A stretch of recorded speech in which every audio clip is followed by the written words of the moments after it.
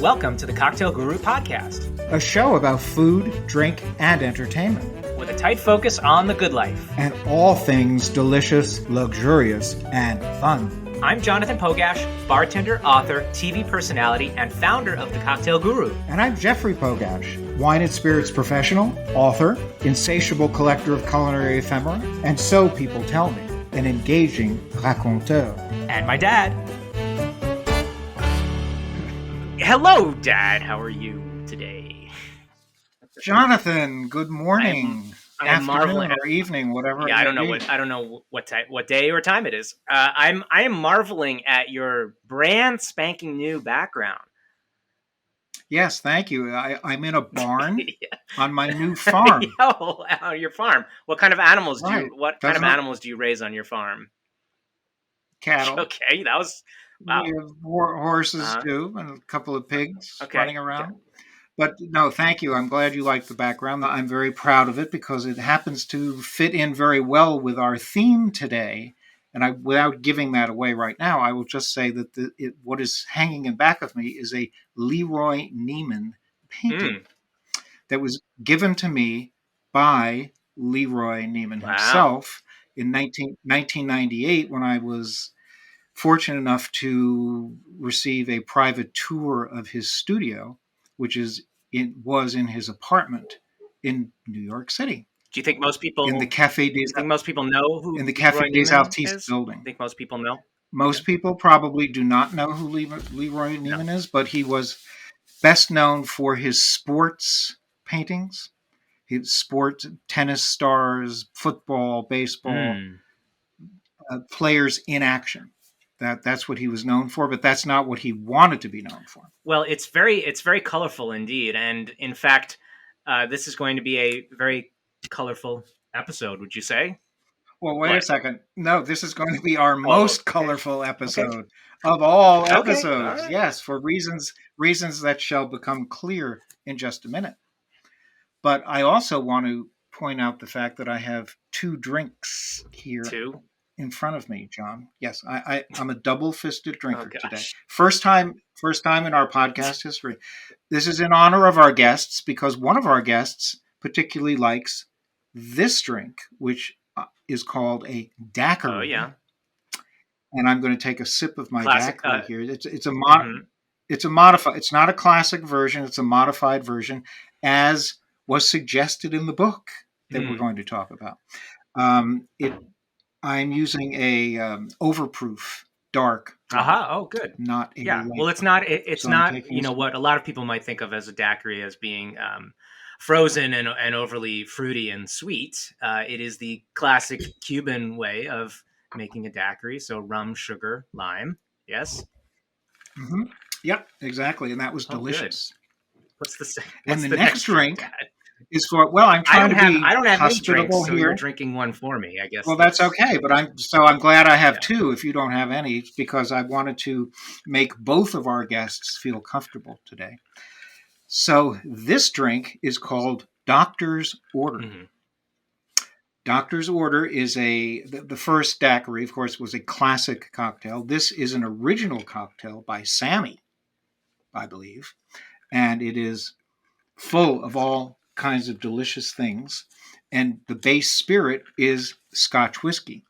And for this, I'm using a Highland Park 1977 bicentennial bottling. Oh my gosh.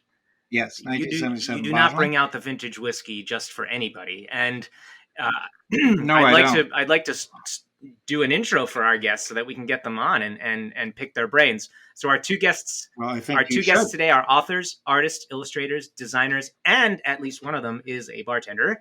The book that we'll be talking about this book in question is called Cocktails in Color, A Spirited Guide to the Art and Joy of Drink Making. And these two authors we'll be right back and we'll let you know. There's nothing better than the smell of coffee in the morning. What if you could enjoy a coffee subscription of fresh, roasted specialty coffee while making a difference in the lives of the farmers that grow it? What if you also had access to a virtual coffee community of other coffee lovers and the coffee farmer and roaster? That's all part of the Farm to Cup Coffee Club subscription at Unleashed Coffee. Subscribe today. UnleashedCoffee.com. And we are back.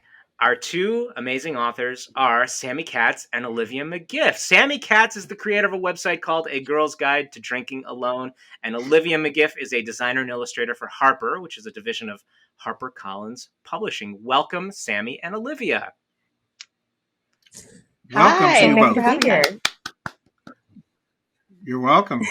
And I see you're both very colorful personages as well. We have to stay on brand. So we have a lot to... It's very appropriate that you wrote a book called Cocktails in Color. Can you tell us? Oh, well, we do have another question, though, don't we, Jonathan? Very important question. Several questions. Yes, we do.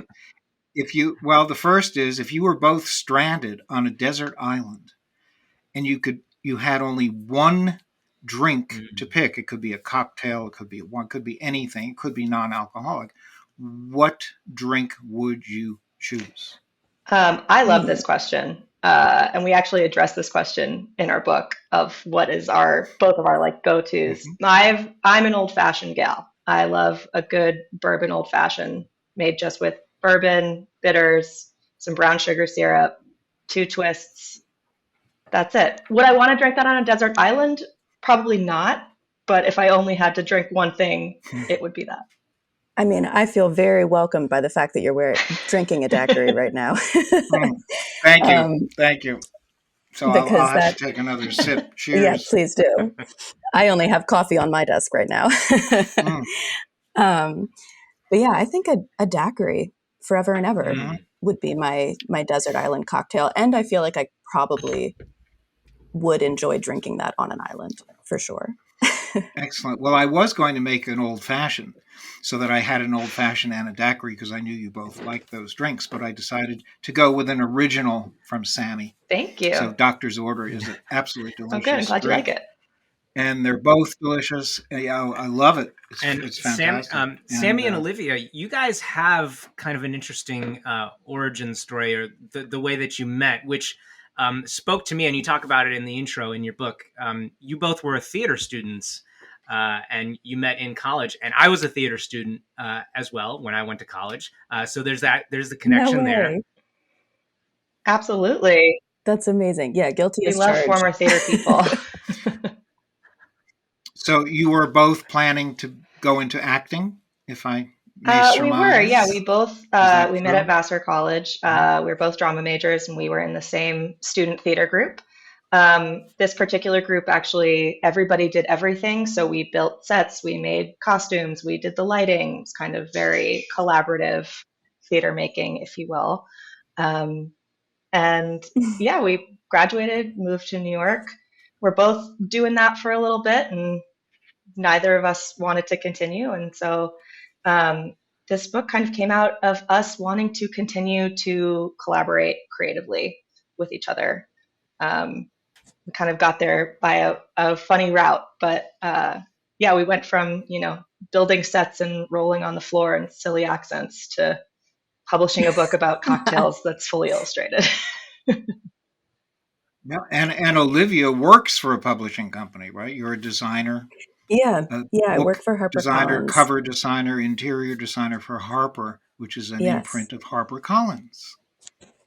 Yeah. And Olivia, how did you get into the publishing world after working in after college doing theater? Well, New York City is very expensive, turns out, and so and so I realized that if I left my apartment, I would most likely be spending money. So I needed some activity to take up my time. So I just started doing a lot of like painting and illustration work, and found that I really, really loved it. I also, both of my parents are artists, so it was kind of in my blood. So yeah, I started on the side doing a lot of painting and illustration and graphic design work. And when I finally started realizing that I didn't want to spend all of my time doing theater, that I wanted to kind of transition, book cover designs and book design seemed like a really fun way of using my love of storytelling and like creating imagery inspired by a text in a new way. So I found book design. Fantastic. And as authors ourselves, Jonathan and I do appreciate book designers, as we appreciate bartenders. Yes, as well. And I appreciate the fact that you guys met at Vassar and had that sort of small liberal arts college background, because it's the same exact thing as me. I went to Skidmore College in upstate New York. There you go. I know it. I know it all too well. I know the types, Right. the whole vibe. So, Sammi, I assume when you moved to New York City after college and you wanted to act, maybe you auditioned a little bit, but you also kind of fell into bartending to make the money. That is exactly right. How did you guess? I don't know.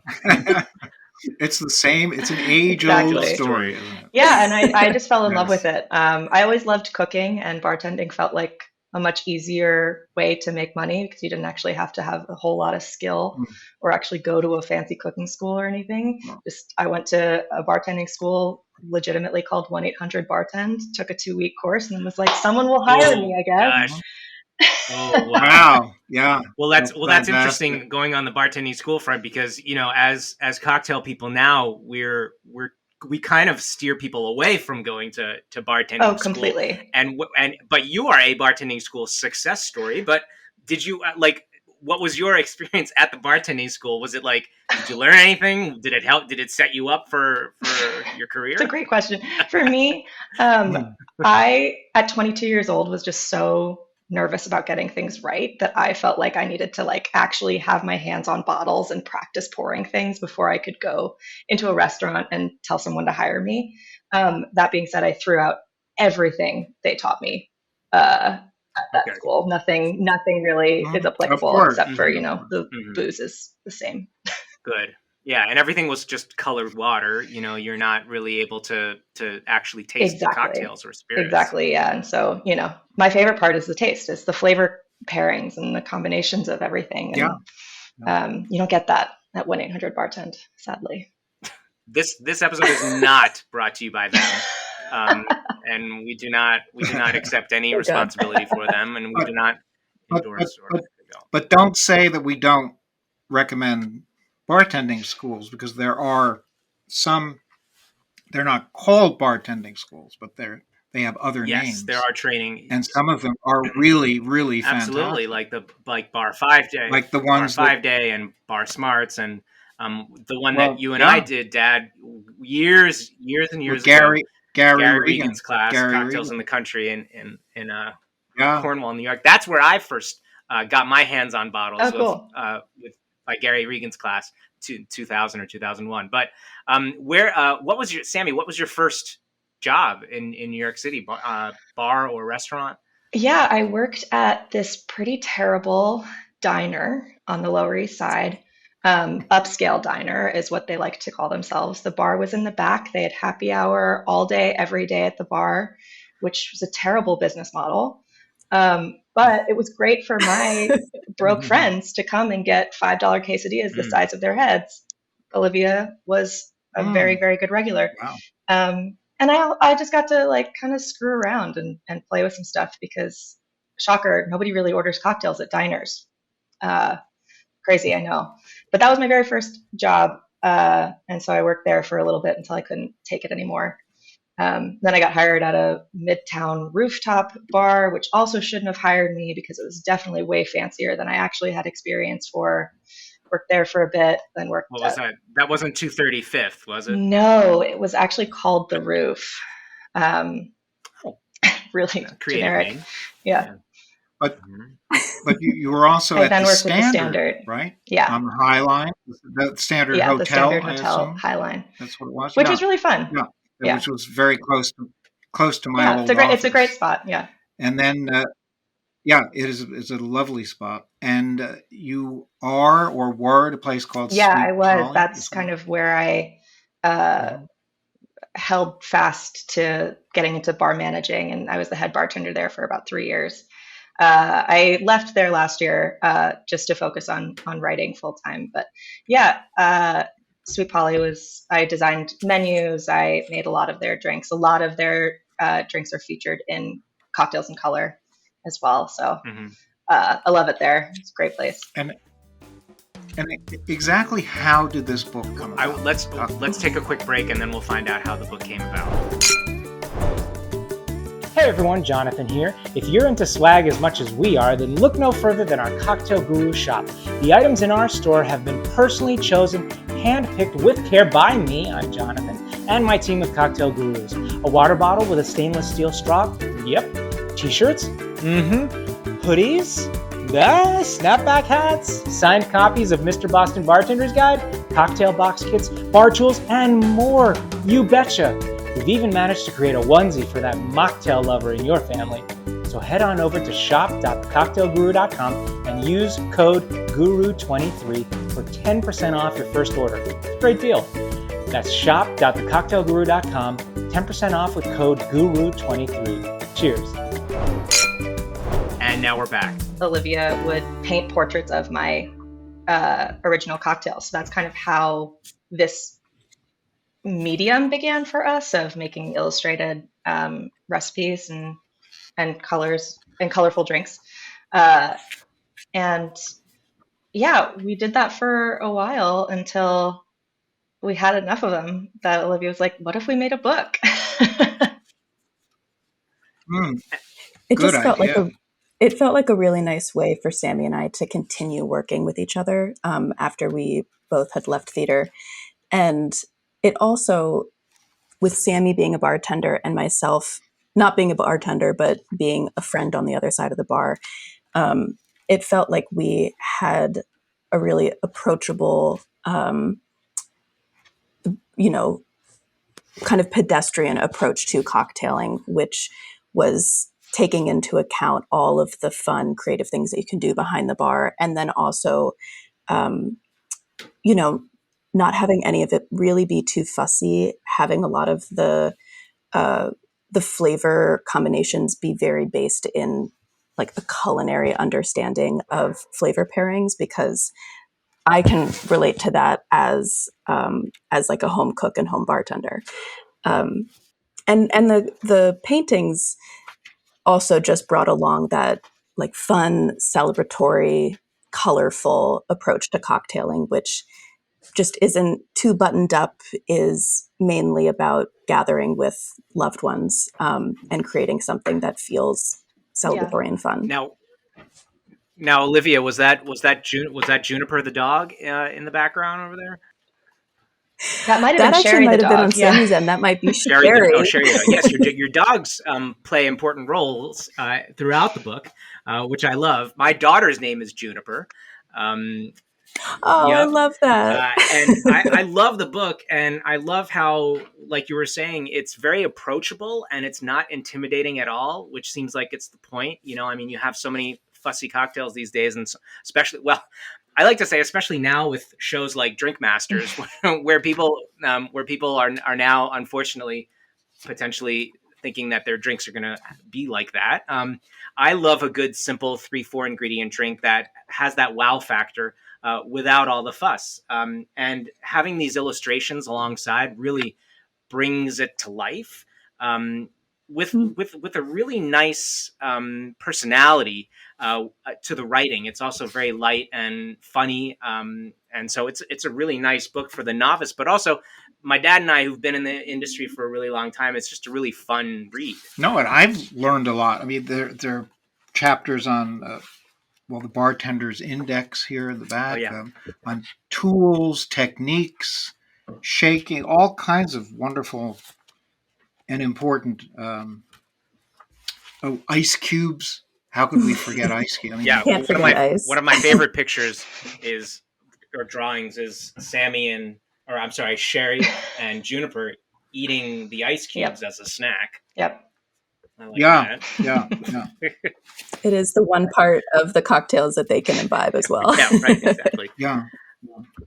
And everything about tools, it's all here for the novice as well as for an experienced bartender could learn a lot from. reading. Yeah, this that book was as our well. that was our hope that, people from all skill levels could get something out of it. I just wanted to mention that I see that, like the Impressionists, Olivia, you prefer gouache paint. I do. As your medium, yes, I which is love gouache. a combination of watercolor and acrylic, correct? Something in between. Yeah. It's a really, it's like an opaque watercolor. So it's really creamy and comes in so many delicious color options. And of course, you can mix your own colors, but I felt like it allowed me to accurately represent just the like bright colorfulness of a lot of the originals and classic cocktails. And also, gouache was often used in like those vintage marketing posters. So it felt kind of reminiscent of those beautiful, brand bottle posters that everyone loves. Posters, Completely. Beautiful.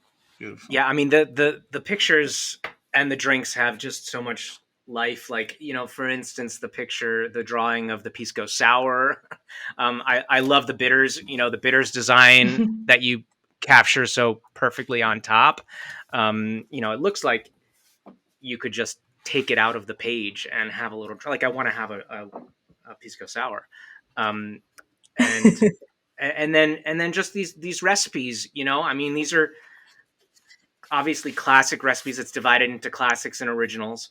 The classics are, your standard classics, and the recipes are the ones that I even follow. Those are the recipes that I follow as well. And then, and then your new cocktails. What, inspiration, Sammi? What is your sort of cocktail creating inspiration?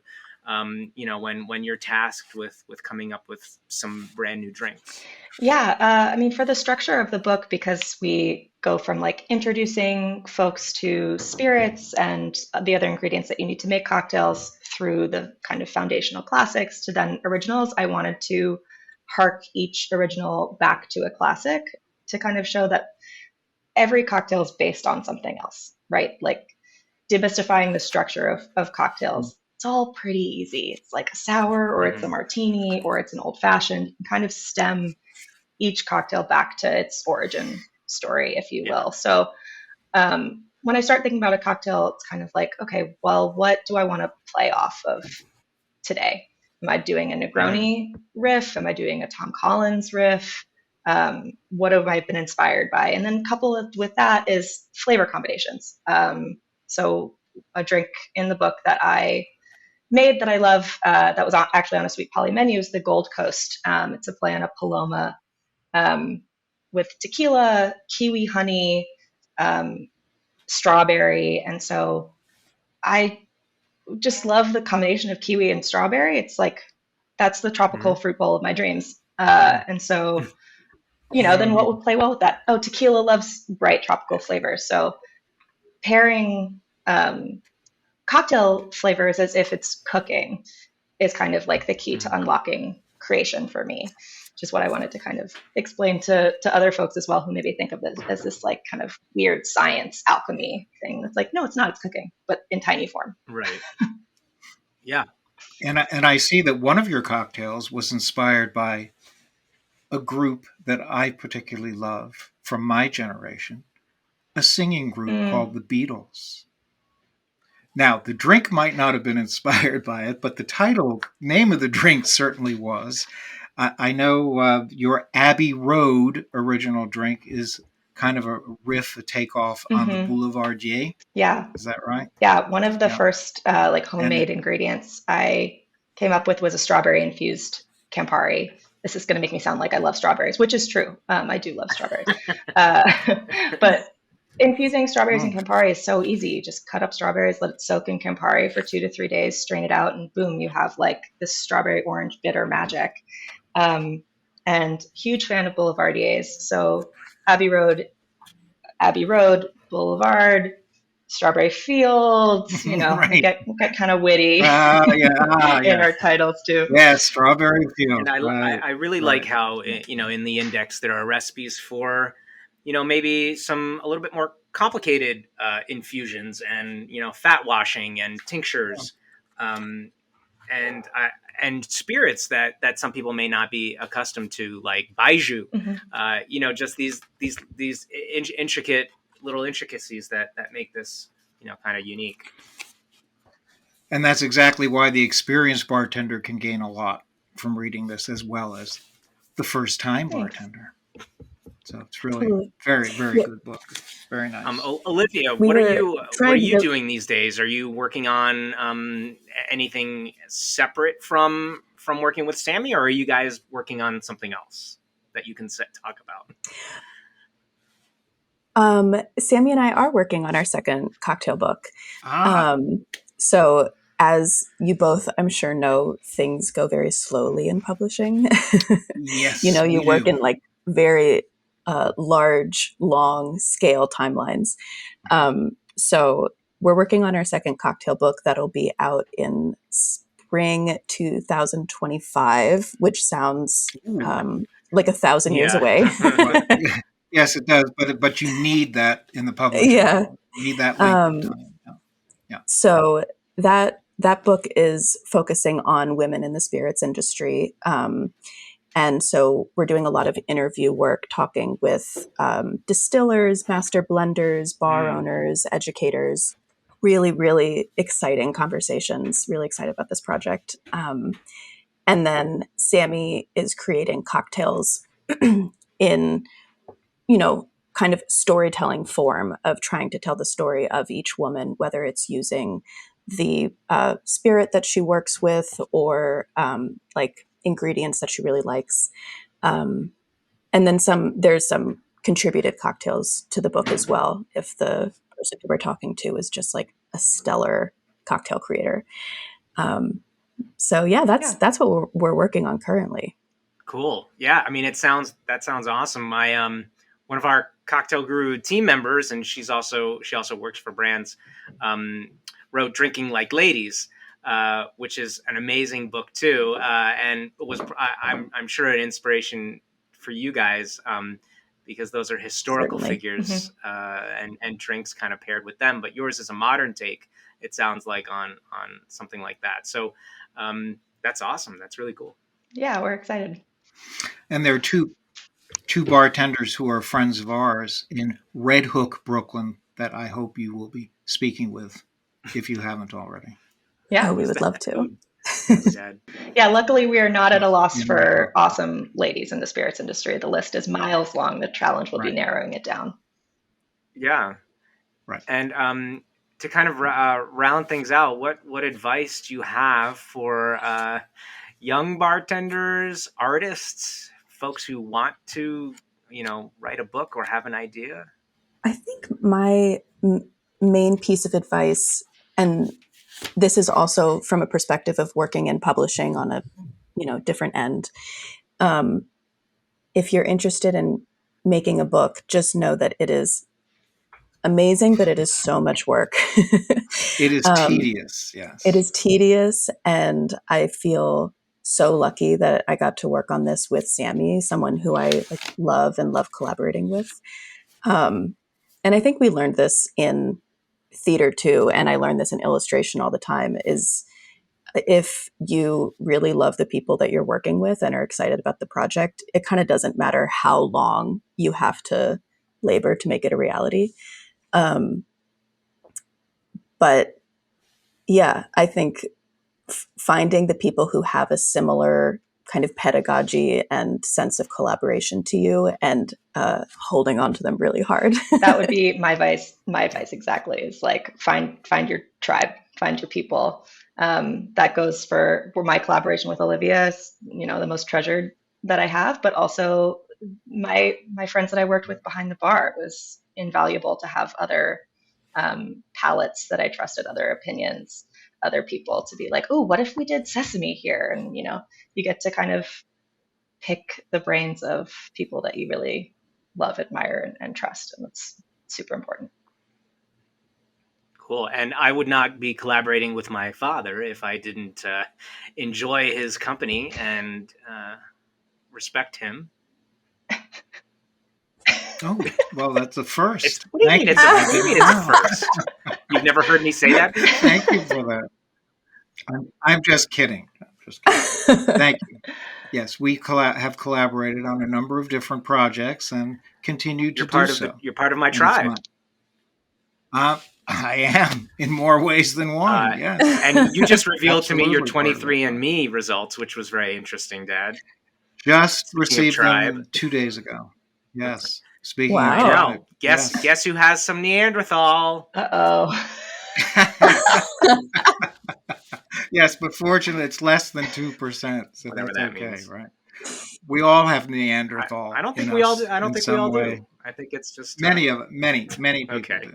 Well, yeah. I was telling you that it makes sense for you. I don't really know if it makes much sense for me, but yes, thank you very much for that backhanded compliment. Olivia and Sammi, this has been a really colorful conversation, and much success. And we appreciate you coming on the Cocktail Guru podcast. The book is Cocktails in Color, and it's a beautifully illustrated book, thanks to Olivia, of course, and beautiful cocktails in here, thanks to Sammi and Olivia both. Thank you very much. Great speaking with you. And thank you so much for having us. This is a blast. Tipple Time is brought to you in part by Perfect Purée of Napa Valley. Hey, Jonathan again. Tipple Time coming at you, ladies and gentlemen. I just, I am into dessert cocktails. I don't know about you, but I love a good cocktail that has body that I can have with a dessert, but that also doesn't make me too full or is too sweet or really tastes like a dessert, if that makes any sense. I think that this next drink pairs really well with any kind of sweet dish, but it could also be drunk before dinner. It could be drunk without food. That's what I love about creating dessert-style cocktails. This one in particular actually has the Perfect Purée of Napa Valley lime zest. Now, this is super interesting stuff because it's actually quite thick, almost like a jelly or a jam. But just a little spoonful in your mixing glass or in your cocktail shaker shaken up really adds this nice fresh zest. And that's really all that's in it, ladies and gentlemen. Chopped lime peels, cane sugar. Boom, done. So let's go ahead and make this shaken cocktail. So I'll start off by using a bit of Perfect Purée of Napa Valley lime zest. And I'm doing about a bar spoon just inside my mixing glass like that. And I've got this St. Elder. They are known for their elderflower liqueur, but they make a really outstanding hazelnut liqueur. So good with coffee, spiked coffee, iced coffee, hot coffee, whatever. I'm doing 1 ounce in my mixing glass, just like that. And my good friends over at Mozart make these delicious, oh my God, out of this world chocolate liqueurs. They've got a dark chocolate, a milk chocolate, a pumpkin spice, and this is their white chocolate. Ugh. So this is almost going to be like a lime creamsicle type of drink. I'm putting 1.5 ounces into my mixing glass just like that. All right, so this is my nice cocktail glass, and we'll give it a nice little shake. Yeah, okay, I've got all the ingredients. I'm looking, because my volume isn't really that high, right? You could add a little bit more. You can add more ounces to this drink if you like to kind of up the volume in your glass or of the drink itself. Let's give it a shake. That's what I'm going to do right now. Shake it awake. Don't rock it to sleep. Should be just about ready. I'm very excited for this drink. And we'll just strain it out. Look at that. Yes. Good. Could use a little bit more volume, but that's okay. That's okay, guys. It's okay. My glass is a little large. Here we go. Get all of that liquid. That's okay. You guys can get the picture here, right? You see that beautiful color? Now, a little bit of garnish. Some freshly grated nutmeg. Oh my goodness, I am ready. Are you ready out there? Are you ready out there to sample this cocktail? Well, I'm going to sample it for you. I'll give you some tasting notes. You ready? I'm blown away by this. That fresh lime zest works so well with the white chocolate, the hazelnut. It's just one of those dessert cocktails that, like I was saying before, doesn't really taste like a dessert. I'm not into those types of dessert cocktails. But this is really nicely balanced and will balance out other flavors in desserts so that it will work well with your dessert or before your dessert. Well, this has been another segment of Tipple Time on the Cocktail Guru podcast. Cheers. Have a wonderful, wonderful day and week, and continue to experiment with all of your liquid beverages. Cheers. Tipple Time is brought to you in part by Perfect Purée of Napa Valley.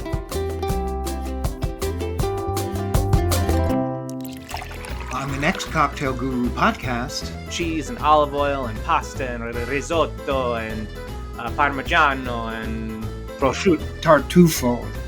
I love botarga. Yeah. Oh, I love it. Wild boar and pasta. Yeah. With some white truffles. Can't put the white truffles and the boar together. It's got to be one or the other. I didn't realize how gauche I was. Americanata. We are serving it up. It is on your plate. On the next Cocktail Guru podcast. That does it for today's show. If you enjoy what we do, please rate, review, and subscribe to the podcast.